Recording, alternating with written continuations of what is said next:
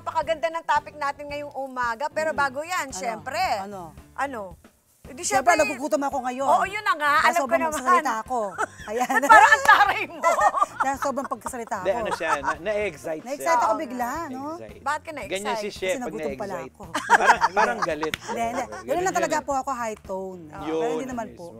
O sige na, ayun na, isa pang gutom. Ayan, Wala ito tang lang. gutom na rin. Ladies and gentlemen, our beautiful Chef Mon! Of course! It's Fun Yum Weekend today. At ito na nga, may inanda ko para sa mga freshly graduate dyan na naghahanap ng kanilang unang trabaho, unang baitang sa kanilang adulting period. At ito na nga, very, very easy lang ito, no? Very, very easy to prepare. Ito yung tinatawag natin. Tsaka ano to long-lasting hanggang hapon. Kunyari, nag-umpisa siya ng maga, binaon niya to hanggang hapon.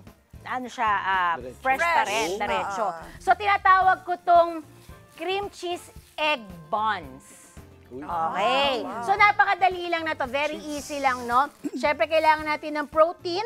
Yun ang tinatawag nating itlog, no? Pwedeng substitute dyan, tuna, whatever, kung meron kang chicken o kung ano-ano man na protein. And then, mayonnaise. Ayan, lettuce natin, yung ating kinchay para medyo may kick ng konti, ng ibang lasa. Onion, and then tomato, and then syempre ang ating cream cheese at ating buns or yung mga ginagamit for hamburger. Yan. So, in a bowl, we will have to mix everything lang, ano, yung ating egg, ilagay na natin. Yung ating mayo, lagay na rin natin dyan. And then, our kinchay. Okay, it's there. And then, ang ating paminta, lagay na natin din. And then, yung ating salt, konting salt. Okay. Tapos, itong ating cream cheese. Ayan, lagay natin yung cream cheese dyan. Medyo, yan ang nagpapakonting sosyal. Pwede rin naman ang cheese na yellow. Pwede, oo, pwede. Pero ito nga mawala yung essence ng pagkasosyal.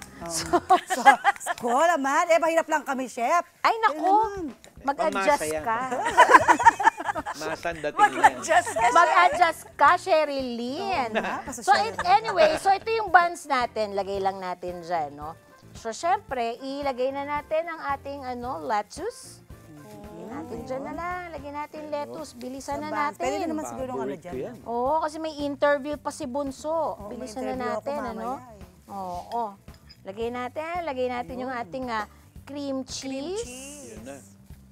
At egg. Yan na yung pinaka-protein natin, no? Yan. Tapos, lagyan natin to. Lagyan natin tong pipino. And then, tomato lang. Tomato, optional. And then, ito rin yung onion natin. It's optional. Pero white naman siya. So, medyo may tamis. O, lagay lang natin yan dyan. Coveran lang natin. Pak. Pak. O, tapos lagay na natin dito. Yun na. O, tapos na. Actually, ito, yung wrapper, pwede na yan mismo pinaglalagyan niya. Pang-wrap. O, kaya pwede na yan. Pwede na. Ayan na. So, very easy.